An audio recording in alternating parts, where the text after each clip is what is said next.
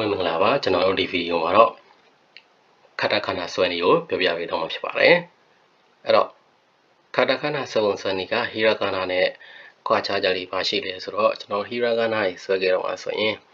ကျွန်တော်တို့ဒီမှာဟီရာဂါနာကဆွဲတဲ့အခါမှာကျွန်တော်တို့ဒီအနားလေးတွေပေါ့နော်ဒီအနားလေးတွေကဒီလိုနေရာလေးတွေကကျွန်တော်ခုံလေးတွေဖြစ်ပါတယ်များသောအားဖြင့်ဟိုမှာဆိုရင်O ဆွဲမယ်ဆိုလဲ I will O ပေါ့နော်ဒီမှာဒီလိုလေးပေါ့နော်အဲ့တော့ဒီနေရာမှာကျွန်တော်တို့လုံးလေးပေါ့နော်ခုံလေးဖြစ်နေပါတယ်ခဏတွေဆွဲတဲ့အခါမှာတော့အဲ့လိုမျိုးမဟုတ်ဘဲနဲ့ထူးခြားချက်ကသူကကျွန်တော်တို့ဒီမှာတွေ့ရတဲ့အတိုင်းပဲဒီတောင်ကျိုးလေးတွေကကျွန်တော်တို့ချုံလေးတွေဖြစ်နေရပါမယ်အဲ့ဒါလေးကဒီထူးခြားချက်ပေါ့နော်ခဏရဲ့ဟုတ်ပြီအဲ့တော့ကျွန်တော်တို့အားကနေပြီးတော့ဆွဲကြည့်အောင်တော့ဆွဲချက်တွေကတော့သူကဟီရာဂါနာထက်လွယ်တယ်ဒါပေမဲ့လွယ်ပြီးတော့ပေါ့နော်ဟိုပုံစံတူလေးနည်းနည်းများနေတဲ့အတွက်ဟိုပြီးတော့အသုံးကလည်းဒီမွေးစားစလုံးတွေမှာပဲသုံးတဲ့အတွက်ဟိုမှတ်မိဖို့တော့နည်းနည်းလေးပို့ပြီးတော့ခက်တယ်လို့ထင်ရတာပေါ့နော်ဟုတ်ပြီအဲ့တော့ပထမဆုံးအောက်သွားမယ်နော်ခဏနော်တစ်ချက်နှစ်ချက်ဒါပါပဲเนาะတဲ့တယ်ပဲတစ်ချက်နှစ်ချက်เนาะဒီဒါလေးကိုအချုံလေးနဲ့ဆွဲမယ်ပြီးရင်အပေါ်ဘေးရောနည်းနည်းလေးလှုပ်ပြီးတော့ကိုလေးဆွဲလိုက်ရင်ရပါပြီเนาะနောက်တစ်ခုက E ဒီညကိုဆောင်းလေးဆွဲမယ်တစ်ချက်ပြီးရင်အလဲကနေပြီးတော့မှနောက်တစ်ချက်ဆွဲမယ်เนาะ E သူကထိလို့ရပါတယ်ထိနေလို့เนาะအပေါ်နဲ့အောက်နဲ့တစ်ချက်နှစ်ချက်เนาะအဲ့တော့တော့ကြတီပုံစံလေးနဲ့ခက်ဆင်လေးပေါ့เนาะတစ်ချက်နှစ်ချက်ဟုတ်ပြီနောက်တစ်ခုကဥကတော့တစ်ချက်မြင်းချောင်းလေးဆွဲတယ်ခက်တူပဲပြီးရင်သူနဲ့မလန့်မကန့်မှာနောက်မြင်းချောင်းလေးတစ်ချက်ဆွဲတယ်နှစ်ချက်ပြီးရင်သုံးချက်เนาะအဲ့တော့ဆွဲပြီးတဲ့အခါမှာကျွန်တော်တို့ဆွဲပြီးတဲ့အခါမှာဒီအလဲကမြင်းချောင်းလေးကဒီမြင်းချောင်းလေးကအလဲတဲမှာရောက်နေရပါမယ်အဲ့တော့ဒီနေရာလေးကိုဒီမြင်းချောင်းလေးကိုမနီမဝေးပါထားပါပြီးရင်သူ့အလဲရောက်သွားလို့ဆိုဒီလိုလေးကွေးချလိုက်ပါเนาะဒါဆိုရင်ဥဖြစ်သွားပြီเนาะအဲ့တော့အကုန်လုံးကထိနေပါတယ်เนาะဒီမှာကျတော့ဒီကွန်ပျူတာမှာဆွဲပြရတာဆိုတော့တိတ်တော့အဆင်မပြေဘူးပေါ့เนาะဟုတ်ပြီအဲ့တော့ဥနောက်တစ်ခုကA ကကြတော့ I လေးနဲ့ခက်ဆင်လေးเนาะဒါပေမဲ့အပေါ်မြင်းချောင်းကဒီမြင်းချောင်းကတိုးတယ်ပြီးရင်ဒီကောင်လည်းအရှိဆွဲစရာမလိုအနေတော်လောက်လေးပဲပြီးရင်အောက်ကမြင်းချောင်းအပိတ်လေးကအပေါ်ထက်နည်းနည်းလေးရှိတယ်เนาะဟိုဘက်ဒီဘက်အဲ့တော့၃ချက်เนาะ A ဟုတ်ပြီနောက်တစ်ခုက O ကကြတော့ဒီမြင်းချောင်းလေးကိုနည်းနည်းလေးပုံမှန်တစ်ခက်ရှိလေးဆွဲမယ်ပြီးညာဘက်ကိုနည်းနည်းလေးမဆိုးစောလေးကပ်ပြီးတော့အလဲမြင့်ကိုဖြတ်မယ်ပြီးရင်ဒီကြားလေးကနေနှစ်ခုစုံတဲ့ကြားနဲ့အမီလေးထွက်လိုက်เนาะ O တစ်ချက်နှစ်ချက်သုံးချက်တစ်ချက်နှစ်ချက်သုံးချက်เนาะဒါဆိုရင်ကျွန်တော်တို့ I U A O เนาะခဏနဲ့ပဲဆွဲဟီရာဂါနာနဲ့ဆွဲရိုမကြီးနဲ့ပဲရေးအတန်ဒီအတန်လေးပဲเนาะဟိုဒါဆိုရင်ဆက်သွားရအောင်ဒါလေးတွေကတော့သူအင်္ဂလိပ်စလုံးပေါ့နော်ခဏတော့ဒီမှာဆိုရင်ဝဲပေါ့နော်ဥအားလို့တော့မတော်ဒီမှာကျတော့သူကဝဲအားဥကအဲ့လိုလေးနဲ့ထွက်လိုက်တယ်ဝဲအားနော်ဒီမှာဆိုလဲအားသူဂျပန်ကျအားရှားတန်နေပါတယ်နော်အားပုံမှန်အင်္ဂလိပ်တန်ဆိုတော့ပဲပေါ့နော်ဒါပေမဲ့ဒီမှာတော့ခဏကတော့သူမွေးစားစလုံးအတန်တူပါပြီးထွက်ထားပြတဲ့အတွက်သူ့အတိုင်းမထွက်ပါเนาะဒါနမူနာပေါ့เนาะဒီအင်္ဂလိပ်စလုံးမွေးစားစလုံးတွေကိုခဏနဲ့ရေးပြထားတာဟုတ်ပြီနောက်တစ်ခုကခါကီခုကဲကောเนาะခါလဲတဲ့တစ်ချက်နှစ်ချက်เนาะဟီရာဂါနာနဲ့ခက်ဆင်လေးနောက်ပြက်လေးမပါအောင်เนาะပြီးတော့ဒီနေရာလေးကဟီရာဂါနာတော့ကဒီ နော်ဒီတောင်းတွေကလုံးနေလို့ရတယ်ဒီမှာတော့လုံးလို့မရဘူးတောင်းချုံနေဖြစ်ရမှာနော်ပြီးရင်နောက်တစ်ချက်နော်ခဟုတ်ပြီနောက်တစ်ခုခီရလည်းလွယ်တယ်ဟီရဂနာခီနဲ့အတူတူပဲနော်အောက်ကအပိတ်လေးပြောက်သွားတာနော်အဲ့တော့နှစ်ချက်သုံးချက်နော်ပြီးရင်ခုကဒီရလေးဆောင်းလေးဆွဲပြီးအစုံလေးကိုနည်းနည်းလေးခြံနေစုံလေးခြံပြီးတော့သူ့အတိုင်းလေးပဲလိုက်ဆောင်းလိုက်ဟုတ်လားခုတစ်ချက်နှစ်ချက်နော်နှစ်ချက်တယ်ပြီးရင်ခဲကကြတော့ဒီခုနဲ့ခက်စင်တစ်ချက်ပြီးအလဲတဲကနေပြီးတော့နှစ်ချက်ပြီးနောက်ထပ်သူ့ရဲ့အလဲကနေပဲတစ်ခါထပ်ပြန်ပြီးတော့သုံးချက်နောက်ခုကနှစ်ချက်တည်းဒီပြီးအပေါ်လေးကနေဆွဲသွားတာနော်ဒီမှာအလဲကနေမဟုတ်အပေါ်လေးကနေဆွဲသွားတာဒီကောင်ကြတော့အကုန်လုံးအလဲလေးရနေနော်အဲ့တော့အဲ့ဒါခဲဟုတ်ပြီနောက်တစ်ခုကခိုနော်ခိုတစ်ချက်နှစ်ချက်နော်တစ်ချက်၄တောင်ပုံစံလေးနော်ဒါပေမဲ့အပိတ်ပါဘူးသူကဟုတ်ပြီ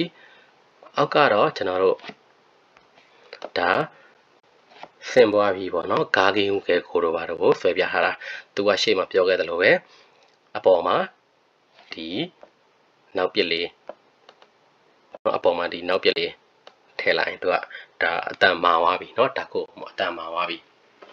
ခါနေကားပြသွားမှာเนาะအဲ့ဒါတော့ဟီရာဂနာပဲဖြစ်ဖြစ်ခါတခဏပဲဖြစ်အပေါ်ကနေဒီအတန်မာမယ်ဆိုရင်နောက်ပြက်လေးနှစ်ချောင်းထည့်မယ်เนาะဒါကိုပေါ့เนาะအတန်တဝက်မာတယ်ဟန်တာကိုဆိုရင်ဒီလိုမျိုးတောင်စုံလေးမှာဒီအလုံးလေးပေါ့เนาะတတိပုံစံအလုံးလေးအကြီးလဲမဟုတ်တတိလဲမဟုတ်ပေါ့เนาะအနေတော်လေးအားလေးထည့်လိုက်ရပြီเนาะโอเคအဲ့တော့ဒါကိုချော်လိုက်ပါမယ်ပြီးတော့မှဒီဟီရာဒီစင်မွားပြီးတွေ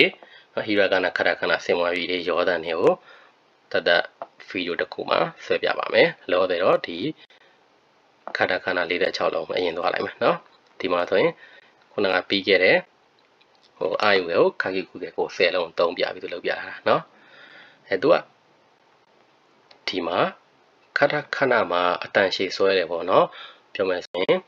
ရိုမာကြီးမှာတော့အတန်ရှည်ဆွဲရင်အပေါ်ကအမှာဆိုရင်ခါကိုအတန်ရှည်ဆွဲခြင်းခါပေါ်မှာဒီလိုမျိုးဘာလေးတင်လိုက်တယ်နော်ဒါဆိုခါဖြစ်သွားဒီခဏမှာကြောင့်အတန်ရှည်ဆွဲခြင်းသူ့ရဲ့အနောက်မှာဆွဲခြင်းတဲ့စလုံးရဲ့အနောက်မှာဘာလေးထည့်လိုက်ဒါဆိုခါနဲ့ခါဆိုဖြစ်သွားမယ်နော်အဲ့တော့ခါခီပေါ့နော်ပြီးတော့ရင်echo နော် echo ပြီးရင် khaki gate echo နော်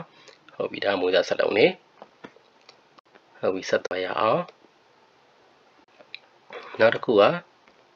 စာရှိစုစဲဆိုနော်အဲ့ဒါဆွဲမယ်သူကကြတော့အလေကမြင်းကိုအရင်ဆွဲမယ်တစ်ချက်ပြီးရင်ဒီဘက်ကိုအဆုံးလေးနဲ့ခြံပြီးခတ်တူပဲနှစ်ချက်ပြီးဒီဘက်ကိုလည်းအဆုံးလေးခြံပြီးတော့သူကကြတော့အောက်သားလေးမှာ꿰သွားတယ်နော်သုံးချက်ဟောတစ်ချက်နှစ်ချက်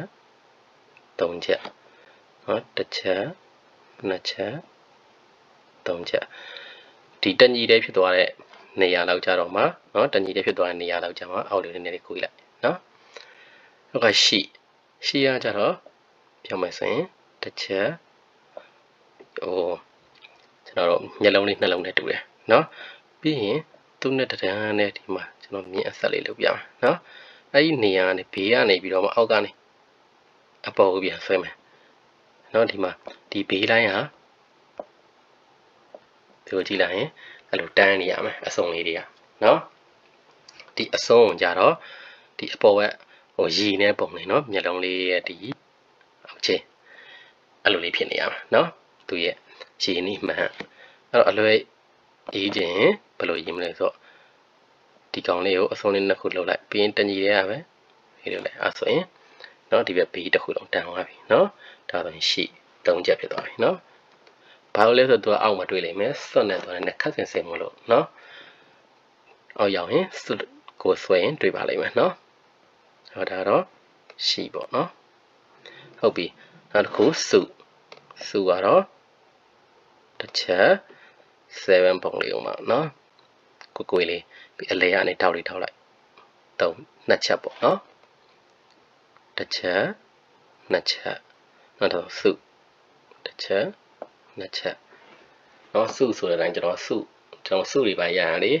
နော်တောက်လေးရနေလေစုတစ်စိတ်တွေတော်တော်များဟုတ်တယ်မလားနော်အဲ့လိုပုံစံမှတ်တာစုပြီး10ကတော့တစ်ချက်အပေါ်လေးနည်းနည်းလေးထောင်တက်နေတယ်ပြီးရင်အဆုံးလေးထွက်ပြီးတော့တဲတယ်ဖြစ်လိုက်2ချက်နော်ဒီမင်းကြောင်လေးတဲတယ်မဟုတ်အပေါ်လေးနည်းနည်းလေးမှတ်တယ်နော်ဆိုတော့တဲတယ်လေးပဲနော်ဟုတ်ပြီ2ချက်ပဲနော်ဟောတာက10နောက်တစ်ခုကဆိုနော်ဆိုကကြတော့ကျွန်တော်တို့ဆွဲတယ်တစ်ချက်မျက်လုံးလေးတစ်လုံးနဲ့ပြီးရင်ဒီအပေါ်ထိပ်လေးနဲ့တညီလေးကနေအောက်ကိုပြန်ဆင်းတယ်ဆိုသူကကြည့်တဲ့အခါမှာကျွန်တော်တို့ခုနကရှိငယ်မတူပါဘူးနော်ဒီအပေါ်လေးကတညီလေးဖြစ်နေရမှာပါဒီဘေးကတညီလေးမဖြစ်ပါဘူးနော်အဲ့လိုနည်းနည်းလေးကွာပါတယ်နော်သူကကြတော့ပြီးတော့မျက်လုံးလေးဟာတစ်လုံးနဲ့နော်ဟုတ်ပြီနောက်တစ်ခါဆွဲပြမယ်တစ်ချက်ပြီးရင်အပေါ်လေးနဲ့ညီရချိန်ပြီးတော့အောက်လေးကိုဆွဲချလိုက်နော်ဆို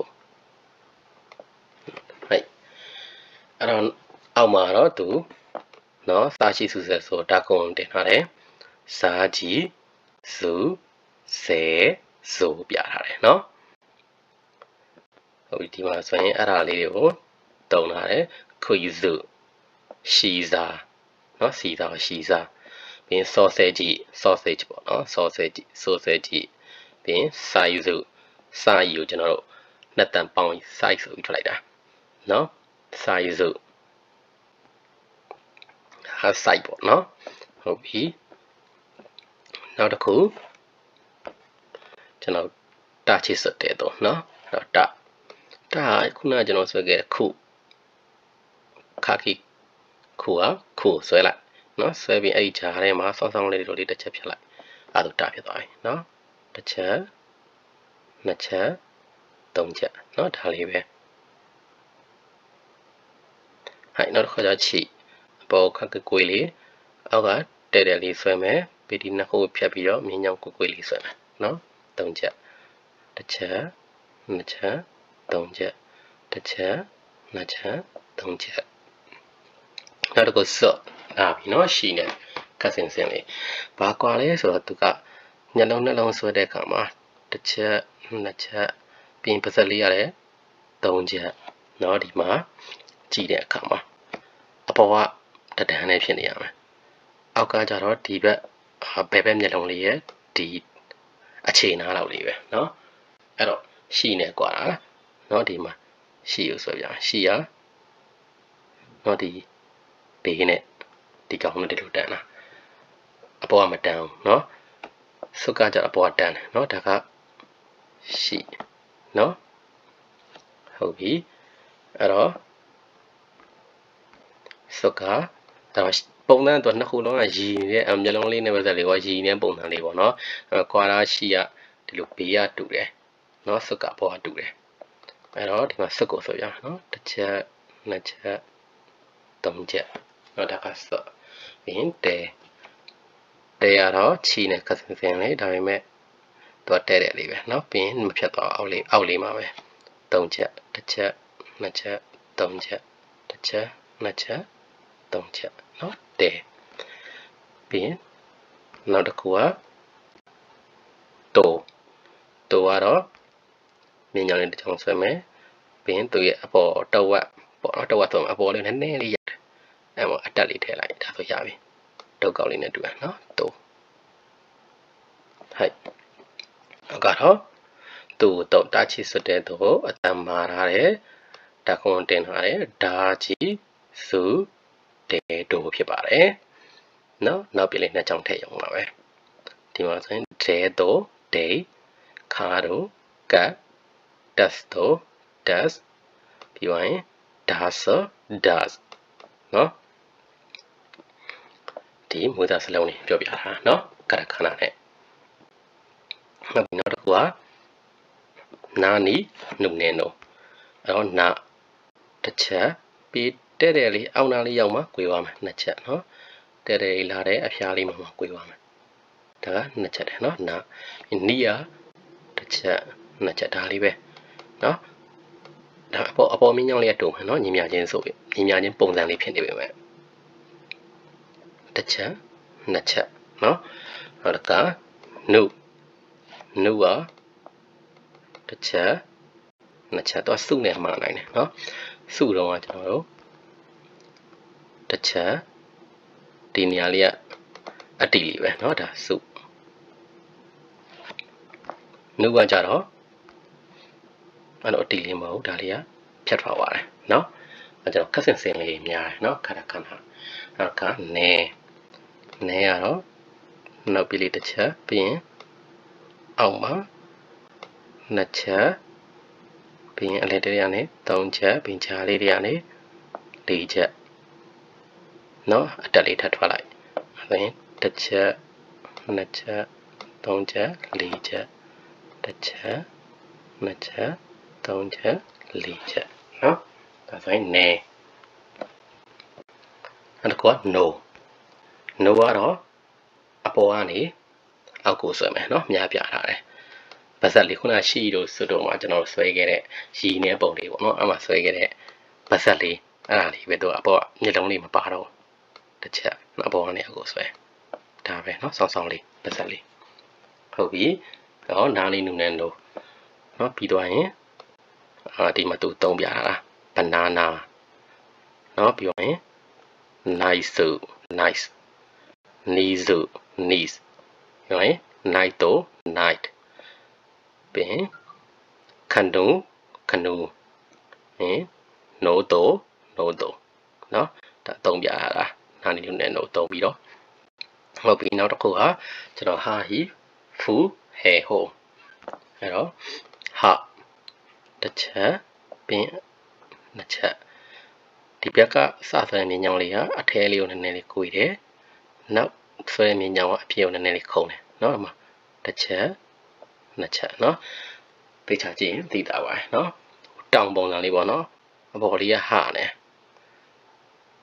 ကျင်းတာပေါ့နော်အောက်ကကြတော့နည်းနည်းကကလေးပေါ့နော်ဟိုင်နောက်ကဟီတစ်ချက်နှစ်ချက်နော်ဒါလေးနည်းနည်းလေးပေါ်တယ်မဆိုစလောက်လေးပြီးရင်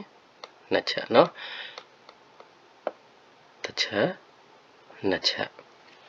ကျွန်တော်တို့လူလေးထိုင်နေတဲ့ပုံလေးဟိုမှာနောက်ဒီမှာလူလေးခြေပြက်လက်ပြထိုင်နေတဲ့ပုံလေးနော်ဟုတ်ပြီနောက်တစ်ခုဖူကတော့ကျွန်တော်ပုံဆွဲခဲ့စုလို့နူလို့ကဒီဟာလေးပဲ7ပုံစံလေးပဲတော့ကြပါဟိုတောက်လေးမှမပေါ့เนาะဒီဟာပဲပြီးပြီဖူဟဲကတော့ကျွန်တော်တို့ဟီရွက်ကနာဟဲနဲ့အတူတူပါပဲဟီရွက်ကတော့ခဏဟောဟဲကဒီပုံစံပါပဲเนาะဒီအင်ခေါင်ပုံစံလေးပဲเนาะဘာလို့မြားလို့မပြောလဲဆိုတော့ဒီလိုမျိုးကြီးအဲ့လိုတဲ့တယ်ကြီးမဟုတ်ဘူးเนาะကျွန်တော်တို့ဟာအရှိရတူတယ်အနောက်ကပြပြလေးစင်သွားတယ်เนาะဟဲဟုတ်ပြီနောက်တစ်ခါဟိုကကြတော့ကျွန်တော်တို့တစ်ချက်အလဲတဲ့ရနေနှစ်ချက်ပြင်မထိပါဘူးဒီချားလေးရနေပြောမှာ3ချက်4ချက်เนาะတစ်ချက်နှစ်ချက်3ချက်4ချက်တစ်ချက်နှစ်ချက်ဟောဒီအတွန်းအချုံလေးပိုင်ထည့်ပြီเนาะအဲ့ဒါမှလာเนาะဟုတ်ပြီနောက်တစ်ခုကတော့ဒီမှာသူပြထားတယ်ဒါခုံတင်ထားတယ်ဟာဟီဖူပဲဝါနေဖြစ်သွားတယ်ဘာဘီဘူပဲဘူเนาะပြီးရင်သူကဟန်တာခုံအတန်တဝက်မှာတယ်ပါဘီဘူပဲဘူကလည်းဒီဟာဟီဖူပဲဟိုလောက်ထားတာเนาะဒါပေမဲ့ဒီမှာသင်္ကေတဒီသူကတည်တင်ပေါ့เนาะအဆက်လေးဖြစ်သွားတယ်เนาะအမှာပါပီပီဘူပဲ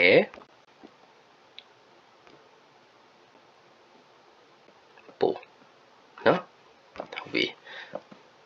ဒါဆိုရင်အောက်မှာရှိပြထားတာခါဘူးခါဘိုတိုဘိုခိုပီပီเนาะအတန်ကြီးဆွဲမယ်เนาะเนาะဒီခိုပီနောက်ခါကျဘိုက်တိုเนาะပတ်တိုင်းเนาะပတ်တိုင်းကြော့ဘိုက်တိုเนาะခါပါပေါ့เนาะဟင်ပဲအားပဲပေါ့เนาะ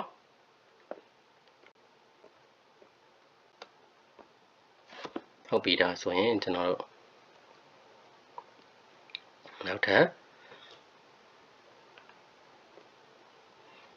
မာမိမှုမဲမို့ကျွန်တော်တို့တွားရအောင်เนาะမာမိမှုမဲမို့တွားတဲ့အခါမှာတော့ရုံးစုံဆွဲတဲ့အခါမှာအားတော့ဆွဲခဲ့တဲ့တရားလေးဒါမှမဟုတ်အောက်ကိုပို့ပြီးတော့နည်းနည်းလေး sorry မလောက်ဖြစ်သွားเนาะအဲ့တော့အောက်ကိုနည်းနည်းလေးပို့ပြီးတော့စိုက်ပေးပါပြီးရင်ဆောင်းဆောင်းလေးတို့ဖြတ်ချလိုက်เนาะမเนาะနည်းနည်းမြင်ကွင်းကျင်ရတယ်เนาะ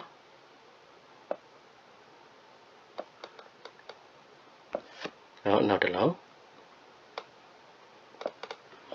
เนาะမိရကြတော့ညာဘက်လေးကိုဆောင်းပြီးတော့တစ်ချက်နှစ်ချက်တက်ညီလေးပဲနှစ်ချက်သုံးချက်မြောက်မှာပါနည်းနည်းလေးအစုံလေးဖောက်အောင်เนาะတစ်ချက်နှစ်ချက်သုံးချက်တစ်ချက်နှစ်ချက်သုံးချက်အဲဆိုရင်မိเนาะ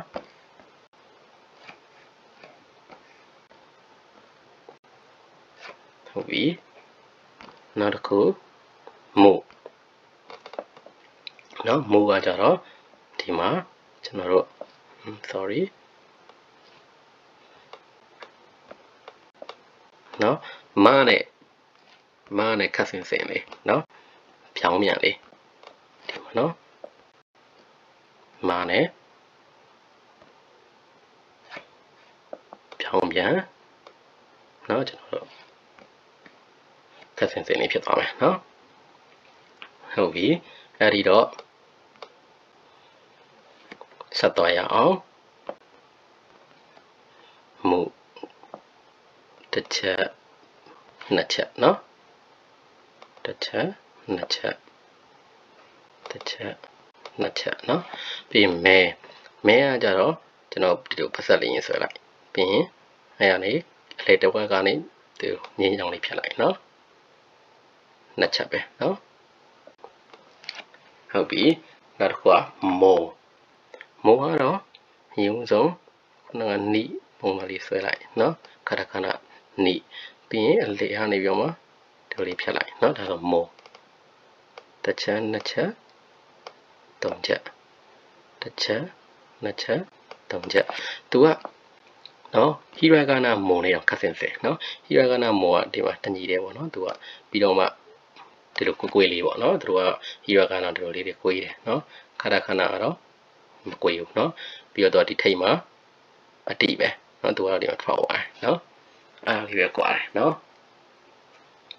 ဟုတ်ပြီတော့ဆိုရင်ဒီမှာရေးထားတာကမေမိုမီမိုမမမီနီစကတ်တိုကာမူပင်မာရမူမိုတာเนาะမိုတာဟုတ်ပြီနောက်တစ်ခုကရာရီရီရေရိုเนาะအဲ့တော့ရာကိုတွားရအောင်အဲ့တော့ဒီမှာတစ်ချက်နှစ်ချက်ပြောမယ်ဆိုရင်ဖူပေါ့နော် high ဖူကဒီတင်ဂီတာလေးဒါလေးအဲ့ဒါလေးအပေါ်မှာဘာနည်းနည်းခတ်တူတူလေးထပ်တင်လိုက်တာပဲเนาะအဲ့ဒီပုံလေးပဲဒါဘာလေးကိုရင်ဆွဲမယ်ပြီးရင်အောက်ကဘာနည်းနည်းလေးခတ်ချင်လေး7လေးဆွဲလိုက်ဒါဆိုရပြီရပြီး re ရကြတော့ hiragana re နဲ့ခတ်ဆင်မယ်ဒါမဲ့သူကဒီမှာတစ်ချက်နှစ်ချက် hiragana re နဲ့ဘာကွာလဲဆိုတော့ hiragana re ကကျွန်တော်ဒီမှာเนาะဒီအတုံးလေးအဲ့ဒီကောင်လေးပါတယ်เนาะအမှန်တမ်းပြောဒီလိုမျိုးဆက်ရေးတဲ့ font တော့ရှိတယ်เนาะဒါပေမဲ့ခဏမှာလုံးဝဒီမှာအတိလေးဖြစ်နေရမယ်เนาะအစုံလေးပါလို့မရအောင်เนาะဒီမှာခဏရီတစ်ချက်နှစ်ချက်เนาะအဲ့တော့ hiragana နဲ့ခဏဒီ re မှာကွာခြားချက်ကဒီအချုံလေးပဲရှိတာเนาะအဲ့ဒါလေးကိုသတိထားမယ် ဟုတ်ပြီနောက်တစ်ခုက root အောက်လေးမှာနဲ့ကိုရပြီးဒါကတဲ့တယ်ပဲနှစ်ချက်နော်ဒါလေးကကိုလေးနော်ဒီကတဲ့တယ်လေးပြီးအပေါ်လေးအချုံလေးတက်မှာနော် root လို့ rare ကကြတော့ဒီဘက်ကတစ်ချောင်းပြောက်သွားတယ်ဒါလေးပဲ rare နော်တစ်ချက်တည်းပဲခက်စင်စင်လေးနော်နောက်တစ်ခု row နော် row ကကြတော့၄တောင်တုံးလေးနော်ကျွန်တော်တို့ခိုးတော့ကကြတော့၄တောင်တုံးလေးပဲဒါပေမဲ့အပိတ်မပါအောင်ဒါကြောင့်အပိတ်လေးပဲပါနော်၄တောင်တုံးလေးတစ်ချက်ပြီးရင်နှစ်ချက်ပြီးတော့အပိတ်ကိုဘယ်ကနေညာပြန်ဆွဲမယ်နော်၃ချက်ပိတ်မယ်တစ်ချက်နှစ်ချက်၃ချက်နော်ဟုတ်ပြီအဲ့တော့ဒီမှာ retro retoru raymond kala လာတန်ထန်လာပေါ့နော်သုံးဟော ra နဲ့ဆို kara နော်အမှဆိုရင်လာတန်ထန်ပို့အဆင်ပြေနော် kala ပြီးရင် lampu နော်ခဏခဏမှာဆိုမှန်တမ်းပြောရင်သူ rari rero ဆိုရင်အဲနဲ့စားတဲ့ကောင်ဆိုလဲသူကဒီ rari rero သုံးတာအဲ့အတွက်ခဏခဏမှာဆိုဒီလာလီ rari rero ကိုလာလီလူလဲလို့အဲအတန်ထွက်တာပို့အဆင်ပြေနော်လာတန်ထွက်တာအောက်မှာဆို lampu lamp နော်အပြင်ဒီမှာကိုကသူကအင်္ဂလိပ်စလုံးအာနဲ့စားတဲ့ကောင်ဆိုရင်တော့ ra တန်မထွက်နော်နော် rugby တော့အင်္ဂလိပ်စလုံးအဲနဲ့စားတဲ့ကောင်ဆိုရင်သူကဒီ rari rero လာလီလူလဲလို့အတန်ထွက်လိုက်နော်ပြီးရင်ဒီအာနဲ့စားတဲ့ကောင်ဆို ra တန်ထွက်နော်အဲ့လိုမျိုးမှတ်ထားလိုက်ပါနော်ခဏခဏမှာနော်ဟုတ်ပြီနောက်တစ်ခုကျွန်တော်တို့ရာယူရောနော်ရောတန်မှာလိုက်ရောတဲ့ကောင်နော်အဲ့တော့ကျွန်တော်တို့ဒီမှာတစ်ချက်ခက်ရှိရှိလေးဖြတ်ပါနော်အောက်ကိုနှစ်ချက်တစ်ချက်နှစ်ချက်နော်ဒါပဲသူကလည်း hiragana run ရာနဲ့ခက်စင်စင်လေးနော်ဒါမှဘာကွာလဲ hiragana ရာကဒီထိတ်လေးကခက်လုံးလုံးလေးနော်ပြီးတော့ဒီမှာနောက်ပြက်လေးပါသေးတယ်နော်သူကကြဒီမှာနောက်ပြက်လည်းမပါဘူးပြီးတော့ဒီဓာတ်လေးကခြုံရမယ်နော်ဟုတ်ပြီနောက်တစ်ခါ u ကတော့တခြားကြည့်number 1လေးနဲ့တူပဲနော်အင်္ဂလိပ်ကဏ္ဍနော်တစ်ချက်နှစ်ချက်တစ်ချက်နှစ်ချက်အရှိကြီးဆွဲစီအောင်လို့သူခက်တူတူပဲနော်ရောကတော့ e ကိုပြောင်းပြန်လာတာလည်းတူပဲနော်ဒါတော့တစ်ချက်ပြီးအလယ်ကနေနှစ်ချက်အပိတ်လေး၃ချက်နော်တစ်ချက်နှစ်ချက်၃ချက်တစ်ချက်နှစ်ချက်၃ချက်ဒါရှာယူရောနော်โอเคရောက်ပြီးသွားရင်နောက်ဆုံး၃လုံးဖြစ်တယ်ဝါဝon နော် o လို့ထွက်လိုက်ရတယ်ဒါပေမဲ့ o လို့ပဲထွက်ပါနော်ဒီနေရာမှာဟုတ်ပြီအဲ့တော့ဝါကျွန်တော်တို့ i o o နဲ့ခက်တဲ့ဖြစ်မှာနော်ကျွန်တော်တို့ဒီမှာသူကကြတော့တစ်ချက်နှစ်ချက်ဒါပဲကျွန်တော် i o မှာတော့ကြတော့ဘာကွာလဲဆိုတော့နော်မှတ်မိပါပါအပေါ်ကဒီအလဲမှာနော်ဒီကောင်လေးပါသေးတယ်အဲ့ဒါက u အဲ့ဒီဟာလေးမှာပါတာကဝနော်ဒီမှာကျွန်တော်တို့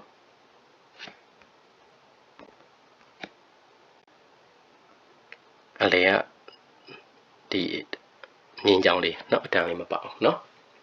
ပြီးရင်ဟိုကကြတော့ကျွန်တော်တို့တစ်ချက်ပြီးရင်နှစ်ချက်နည်းနည်းလေးညဒုတိယတစ်ကြောင်နည်းနည်းညာဘက်ကိုခက်တူတူလေးဆွဲဘာလို့ဆိုအပေါ်ကမြင်းကိုလေးထပ်လာပါเนาะ၃ချက်ပေါ့เนาะရုပ်တရက်ကြည့်လိုက်ရင်တော့ခုနကကျွန်တော်ဆွဲနေ number 7ပုံလေးကိုပဲအလင်းကဒီလိုမြင်းကြောင်လေးဖြတ်ထားတဲ့ပုံပေါ့เนาะအဆွဲချက်တိကြတော့တစ်ချက်နှစ်ချက်၃ချက်เนาะအဲ့လိုဆွဲရပါเนาะပြီးရင်နောက်တစ်ခု on ကကြတော့ကျွန်တော်တို့ပြောမယ်ဆိုစိုးနဲ့ပြောင်းမြန်เนาะသူကကြတော့ဒီမှာအမြင်ကြောင်တစ်ချက်ဆွဲတယ်ပြီးရင်ဒီဘေးလိုင်းနဲ့เนาะဒီမျက်လုံးရဲ့ဒီအပေါ်ဘက်လေးနဲ့တညီတဲ့ဖြစ်အောင်လို့အောက်ကနေပေါ်ပြန်ဆွဲမယ်เนาะဒီရှိနဲ့ on နဲ့ကတော့ သူကပုံစံတူတယ်မျက်လုံးလေးတစ်လုံးနဲ့မျက်လုံးနှလုံးပန်နေတာပဲရှိတယ်เนาะဆွဲချက်ကတူတယ်ပြီးရင်ကျွန်တော်တို့ဒီဆိုနဲ့ပေါ့เนาะစွန့်နဲ့ပေါ့เนาะသူတို့ကလည်းဆွဲချက်တူတယ်မျက်လုံးတစ်လုံးနဲ့နှလုံးဖြစ်နေရလွယ်လို့ပေါ့เนาะအဲ့တော့ကျွန်တော်ရှိမှာတော့เนาะဆိုမှာတော့ကเนาะစာရှိဆိုဆိုတာဆိုမှာတော့ကတစ်ချက်ပြီးကျွန်တော်ဒီထိတ်လေးနဲ့တညီတယ်เนาะဒီလိုဆွဲခဲ့တာเนาะအခုဒီမှာကျတော့တစ်ချက်ဒီဘေးကောင်နဲ့ဆွဲမယ်เนาะအောက်ပြီးတော့အောက်ကနေပြောင်းပြန်လေးဆွဲမယ်เนาะသူတို့နှစ်ခုကချွင်းရက်ပေါ့เนาะအဲ့ဒီon နဲ့အပေါ်မှာကျွန်တော်တို့ဆွဲခဲ့တယ်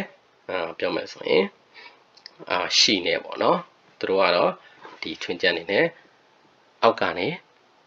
အပေါ်ကိုပြန်ဆွဲပါမယ်เนาะနောက်ဒါဆိုရင်ဝါဝ on ပေါ့เนาะ46လုံးခဏเนาะပြီးသွားပါပြီအဲ့တော့ဒီမှာเนาะ G O ကသူတစ်လုံးနဲ့ဘယ်တော့မှမနေဘူးသူရှိရဟာနဲ့ပေါင်းလဲဆိုတော့ G ကို on နဲ့ပေါင်းတော့ဂျင်းပေါ့เนาะကျွန်တော်ဂျင်းစုပေါ့เนาะပြီးရင်ပန်เนาะပေါင်းဒီမှာကျ bread ကိုကျွန်တော်ပန်ဆိုပြီးဖြစ်သွားတယ်เนาะဟိုခဏနဲ့ဆွဲတဲ့အခါမှာเนาะရေးတဲ့အခါမှာနောက်တစ်ခုက Hawaii เนาะပြီးရင် wine ကိုဝီလို့ထွက်လိုက်တဲ့အခါမှာ on နဲ့ပေါင်းလိုက်တဲ့အခါမှာ wine ဝါ on လို့မထွက်တော့ဘူးเนาะ wine ဆိုတဲ့အတန်မထွက်တယ်เนาะပြီး yoga ပြီး utopia เนาะဟုတ်ကဲ့ဒါဆိုရင်ကျွန်တော်တို့ခဏ46လုံးပြီးသွားပါပြီเนาะစင်မွားပြီးတွေကလွယ်တယ်ခုနပြောခဲ့ဟီရာဂါနာပဲဖြစ်ခဏဖြစ်เนาะစင်မွားပြီးမှာဒါခုံတင်တာအတန်မာတာရယ်ဟန်တာခုံတင်တာအတန်တစ်ဝက်မာတာရှိတယ်เนาะ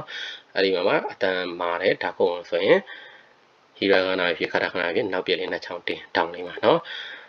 ဒီအတန်တစ်ဝက်မာတယ်ပါပြီပွဲပို့တော့9လုံးပဲရှိတယ်เนาะသူ့ဆိုရင်ဒီတသေးတင်လေးပေါ့เนาะမျက်စိရဲ့မြောင်ပြောအဲ့ဒါလေးတင်လိုက်เนาะဒါဆိုရပြီအဓိက46လုံးအခြေခံ46လုံးရရင်စင်မွားပြီးနဲ့ရောတန်နေရပါတယ်เนาะအားလုံးကျေးဇူးတင်ပါတယ်နောက်ဗီဒီယိုမှာပြန်တွေ့ကြမယ်